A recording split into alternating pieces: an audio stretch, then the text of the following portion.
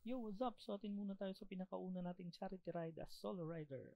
Ang event pa lang ito ay nilaukan ng iba't ibang mga grupo mula sa iba't ibang panig ng Leyte. Habang naghihintay na magsimula ang event ay nag-ikot-ikot muna tayo para tingnan ng magagandang mga motor galing sa iba't ibang grupo. Ito pala ay napag-usap-usapan ng mga kaibigan namin at kami ay in-invite para umattend. Ngunit ang nangyari ay kung sino pa yung nag-invite sa amin ay siya pa ang hindi nakasipot. Usap-usapan namin na 6 AM pa lang ay dapat ready na at alas 7 yung jump off namin from Palo. So ayun na nga, dalawa lang kaming nakasipot. Buti na lang pumunta si Sunny, yung matagal ko ng kaibigan. At matagal na rin namin kasama sa mga volunteer at charity works. So exactly 7 AM dumating na kami sa venue at naghihintay muna kami kung kailan sila magpapa-open sa registration. And of course, habang naghihintay, so photo ops muna. Ito pala si Sunny Boy, yung kasama ko. And check out, napakaraming grupo at mga solo riders, mga vloggers na nakapag pre-register na siguro. Ngayon, kami ni Sunny nakapag-register na din kami as first sa list ng solo riders. And ayun, may mga papremyo pala sila after sa event. So ito yung abangan natin mamaya kung talagang mananalo ba talaga tayo. And napansin din namin na may mga vlogger din dito na mga namimigay ng sticker tsaka mga freebies. And ayun na nga, shoutout sa iyo kuya. And ayun na, nag-announce na sila na gear up na daw. So preparation na to for the ride. And so far, napakaganda naman ng organizing ng event at saka sequential naman dito. So ayun, pinaprepare na kami.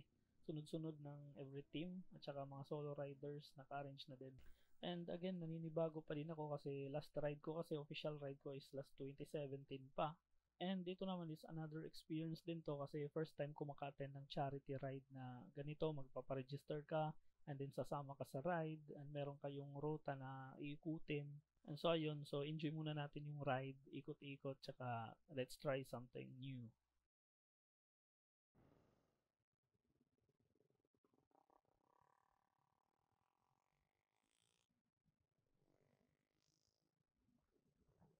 This time, pabalik na kami sa venue and napansin ko lang sa tagal nang hindi ko na naiikot yung Burawen tsaka Santa Fe Road, eh maganda na pala dito yung tulay tsaka ginagawa na.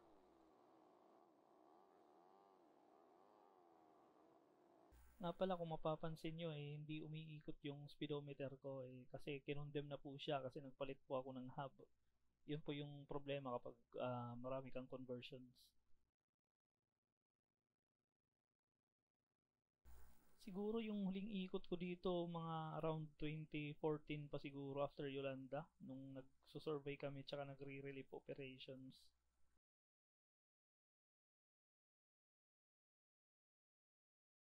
And so far, ang ganda ng mga response ng mga rider tsaka teams na nag-participate.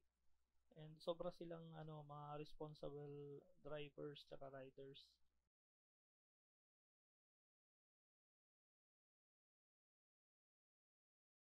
So malapit na kami sa venue. Ah, Maganda naman yung ikot namin, walang aksidente, tsaka smooth lang yung takbo and walang masyadong nag-uunahan.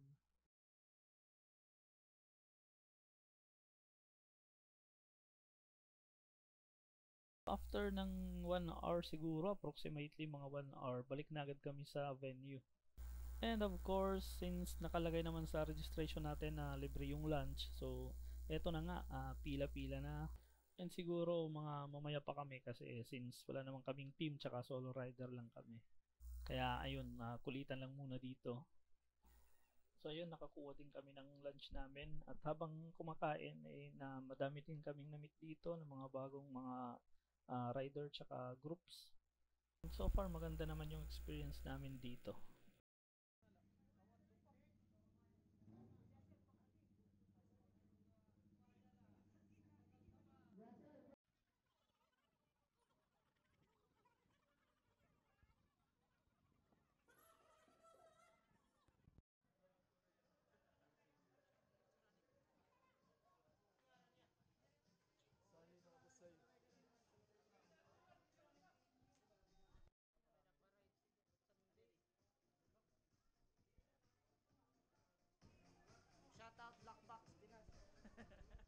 And ayun na nga, so pauwi na kami. Maraming salamat sa mga bagong nakakilala namin at saka na-meet.